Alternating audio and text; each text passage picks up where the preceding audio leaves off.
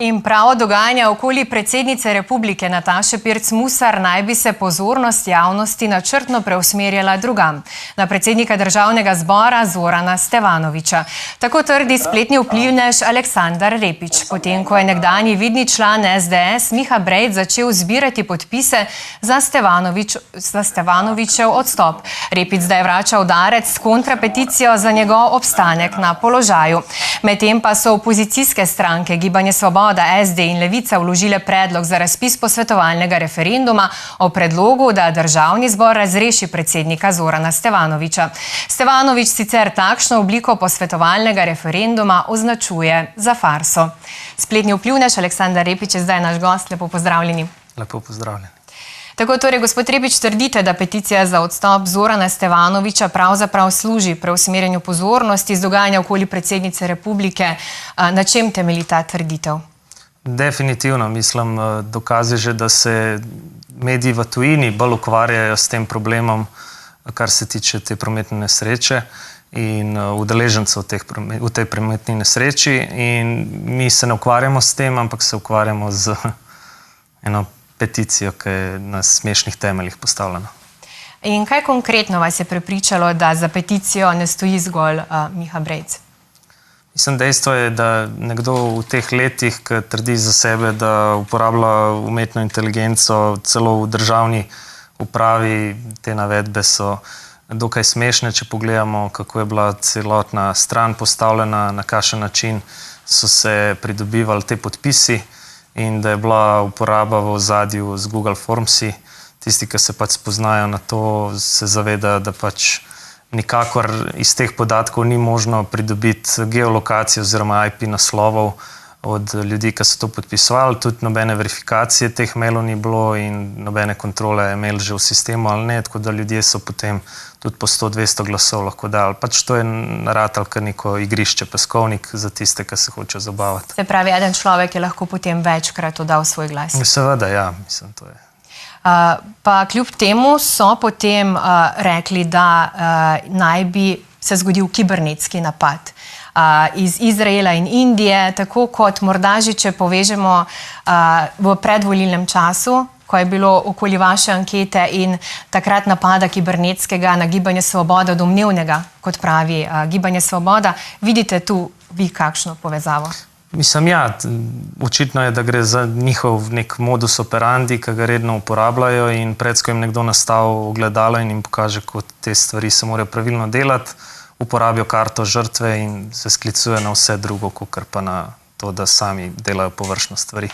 So pa zdaj spletni obrazec umaknili, že predtem so se pojavila namigovanja oziroma resnica je dejala, za tako spletno peticijo, kot so jo organizirale Svobode, Levica in SD, bi bilo sicer vseeno, če bi šli organizatorji na prvo pokopališče in sami pripisovali imena in priimke spomenikov. Ravno to, kar ste vi dejali, da je lahko pač kdorkoli je večkrat glasoval s katerikolim imenom.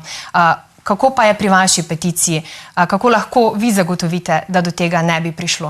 Jaz nimam težav, glede na to, da smo tudi poskrbeli, da je zakonsko to zaščiteno in da je pač GDPR se ne krši. Kle sem pripravljen, da poiščemo nekega zunanjega izvajalca, ki bi podpisal pogodbo, da ne bo izdajal teh podatkov, in pač pogleda mojo bazo mailov, ki smo jih pridobili, in vse potrjene maile, ki smo dobili, in njihovo bazo podatkov, pa naj nekdo, ki je popolnoma neodvisen, pregleda in ocen, kdo je koliko podpisov zbral za to peticijo.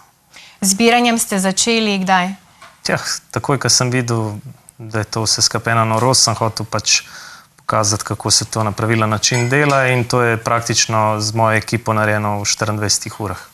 In koliko podpisov je do zdaj zbranih? Mislim, da nekih dobrih 14 000 in ja, številke povejo svoje, no, tako da prepričani smo, da je potrebno delati na temu, da je vse transparentno in da pač se ve, da so podpisi pravi. Tisti, ki se pa lahko zadovoljijo s takimi lažnimi podpisi, pa naj pač ohranjajo to. Vi pravite, da Stevanović državni zbor vodi bolje kot kdorkoli pred njim. Zakaj? Zakaj ga podpirate? Podpiram zato, ker je zelo dober retorik, ki se ne glede na to, da nima toliko izkušenj s politiko odprej, kot vsi ostali, ki so prisotni trenutno v parlamentu. Mislim, da svoje delo upravlja odlično in zaenkrat nismo videli nobenih boksanj noter, nobenih ringov postavljenih in tako naprej. Mislim, da bo vse skupaj konkretno in temu primerno. Kako pa odgovarjate na očitke opozicije in Brejca, da ne deluje v skladu z ustavo? Kaj naj rečem, koga briga, kaj si misli Miha Brejc, kakorkoli mu je že ime. Kako pa odgovarjate zdaj na opozicijski posvetovalni referendum? Nisem razumel vprašanja. V bistvu opozicija je, kot smo že prej v vesti slišali, je dala predlog za posvetovalni referendum, da se Stevanovića odstavi z mesta predsednika Državnega zbora. Ja, s tem dajo tudi vsem ostalim vedeti, da jim očitno demokracija ne odgovarja in da so pripravljeni uporabljati vsa druga sredstva, takrat, ko hočejo oni doseči nekaj po svoje. Ne vem, pač meni se zdi to vse skupaj nesmiselno. Pereča je bila tukaj tudi odločitev, da se odpravi na obisk v Moskvo. Kako vi to komentirate? Jaz ne vidim nobene težave v tem.